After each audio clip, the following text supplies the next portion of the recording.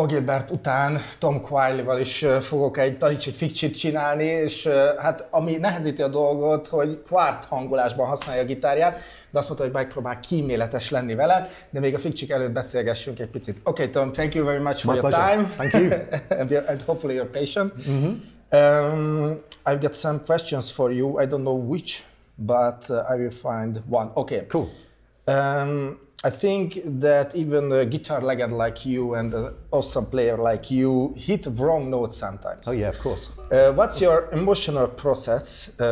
Might panic, poker face, or what else?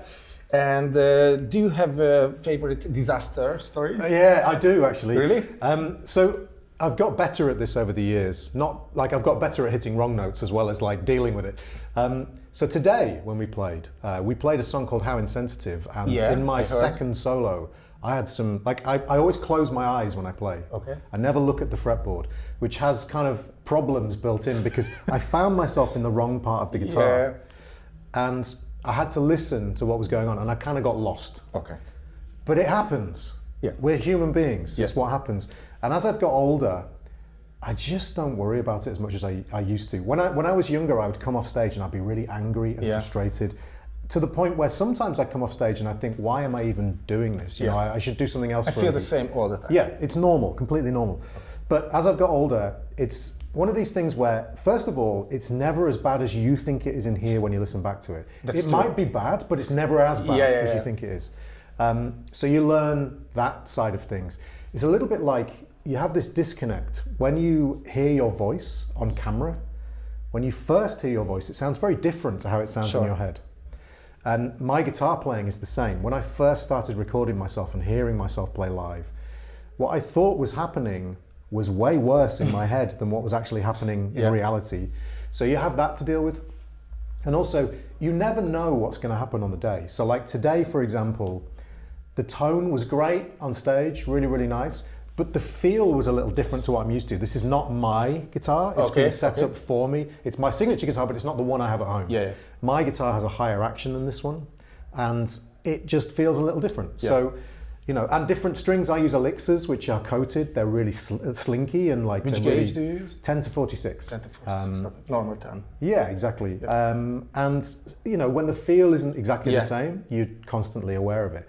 It's just normal. It's what happens, you know. So I don't worry about it so much anymore. And do you have a favorite disaster story? So there was one time I played with a big band.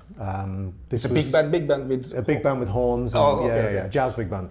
And I was doing what's called depping, which is where basically someone phones you up and says, "I can't do the gig. Are you available?" So it was a reading gig. So I had to go and read the chord charts. So I turned up for this gig and I was told we'd have rehearsals. No rehearsals. Curtain goes up. And I'm handed a guitar and what they call a pad, which is all of the charts for all the songs, and they've got numbers on. Okay. They're not in numerical order. It's like 1, then 75, and then 56. So they call, the band leader goes like 52, and I can't find it, and the horns are already playing.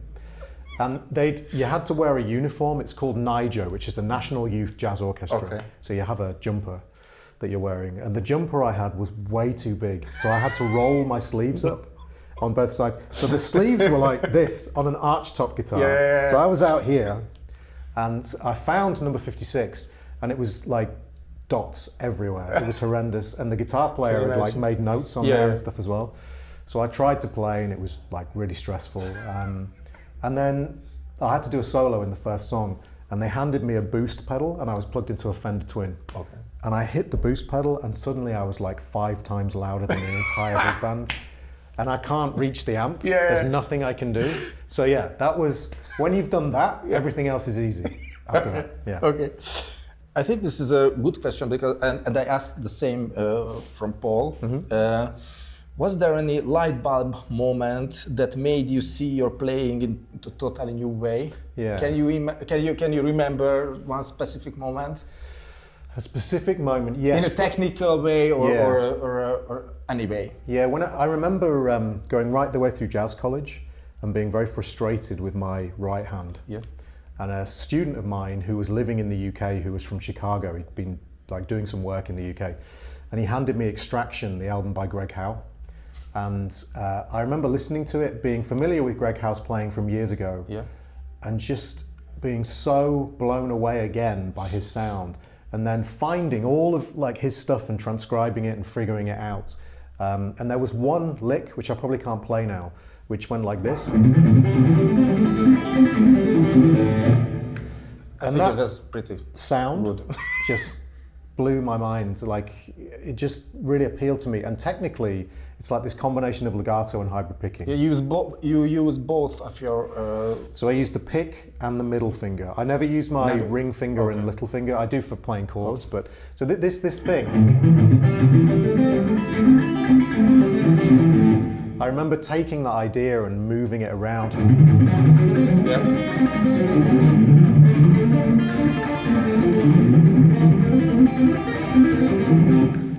Can you turn a little bit to the camera? Of course, I'll do it again. So the original thing I learned was this. It's minor 7. It's a minor 7, yeah. But the idea of like this legato sound, not everything was picked. Yeah. And he was playing it kind of swung to like... It had that Greg Howe swing kind of thing. So it appealed to my jazz sensibilities, but I then started to kind of fiddle around with some of that legato hybrid sound. There's very early YouTube videos of mine from 2007, in the early days of YouTube, where I'm trying some of this stuff and I can't really do it. It's quite fun to watch, but... and then taking that technical approach and applying it to some of the stuff I already knew fretboard-wise, so again, moving that through different areas of the fretboard, different harmonic areas. And that was kind of the point where I kind of got into the legato thing again and started playing that way. Because my playing was very jazz before that point. Before 2006, it was very jazz kind of based. Okay. Yeah, I was into Pat Metheny and Sco and all of those guys. So yeah, I have a little bit of that. Earlier I thought the same. I will be the best jazz guitarist in the world. Yeah, that's exactly what I thought I would be, but no. Okay, the last question. Has anyone ever told you an honest criticism about your playing that affected you personally, but actually helped you grow or change how you play? Yeah, so I often... people don't say this anymore so much, but they used to tell me I played way too much, played way too many notes. Too many notes. Too many notes. I still do, but I think as I've got older, like today when we were playing, we play Isn't She Lovely, and I leave a lot more space in that now than I used to. Okay. I used to fill everything up. I mean, I also don't leave space. Like I had one really stupid legato run that I played in that. But I tend to leave more space and I tend to listen more to what I'm playing now. And I'm still massively working on that. Okay. Because I'm a very visual player. I always found ear training quite difficult, and I've done a lot of work on it over the last sort of 5 to 10 years. But I always found visualizing the guitar quite easy, especially because of the tuning. Yeah. But hearing what I was playing was quite difficult, and I've got better at that. And as I've got better at that, I tend to play less and only play like the legato lines when it fits, you know, in my kind of musical ethos, if you like. Yeah. Okay. Yeah. And this is the time. Could you teach me 2 licks? An easier one for you, not for me. For me, it will be really hard, the easy one, I think, and a little bit harder one. Yeah, I've got 2 in mind. They're both in G minor. They're both G minor pentatonic things. There's one which basically, I don't know if you ever tried this technique before, but I really like the Greg Howe vibrato thing. So there's one which is very, very straightforward, where you're just basically taking the 5th fret on the D string, so the G, the root note, and then the flat 3. Yes. And it's this.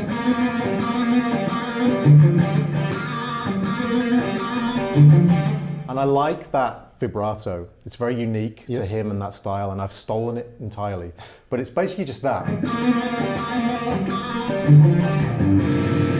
That kind of sound. Now this doesn't involve the tuning, so you should be okay. Can I try? Of course. This kind of thing features in my playing a lot. No. That's the one. And you have to... So that's the G minor 13 chord, which would be like, this would be the... This yeah, for me, with the flat 3. Yeah, for you. Yeah, exactly, yeah.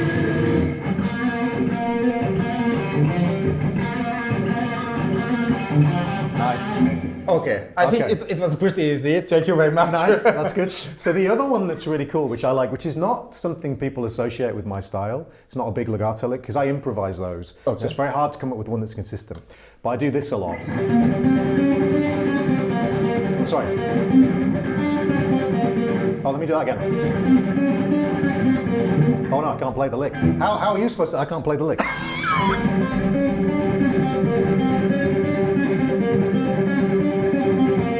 Okay. It's a pretty hard one because of the double. picking. So just to show you really quickly, if I do it slow, it involves an up and a down on the D string.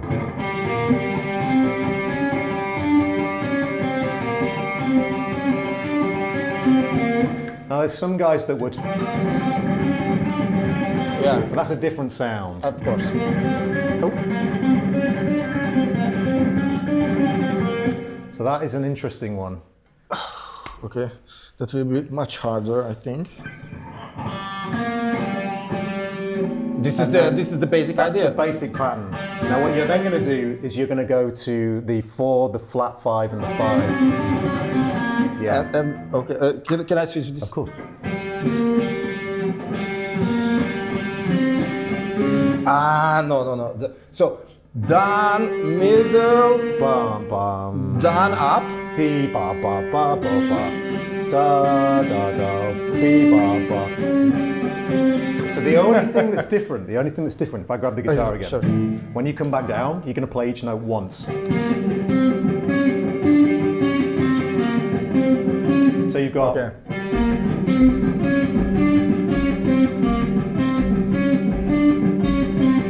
Okay. Okay. Sorry, I turned the volume down. I hear the melody, but I cannot play with this technique. Oh, sorry. And after the up movement, you pick with your middle finger. Yeah. So the way I do it is I do middle up down. I don't do down up. It's up down. Oh, okay. Which is weird, but up down. So the other way. So like ba ba up down da up down. So you're going down, up, you're going middle, down, up. So try this, go ba, ba, and then when you do the da, da on this note, do up, down. That's it. Oh, yeah, okay. Which is weird, but it's the way I do it. No. Okay. Da, do, da, do. That's it. Okay. Oh! That's so almost, good. Almost. No. Oh, it's you really were right. weird. You were right. That's it. My picking head is shit. Well, mine too. Don't worry.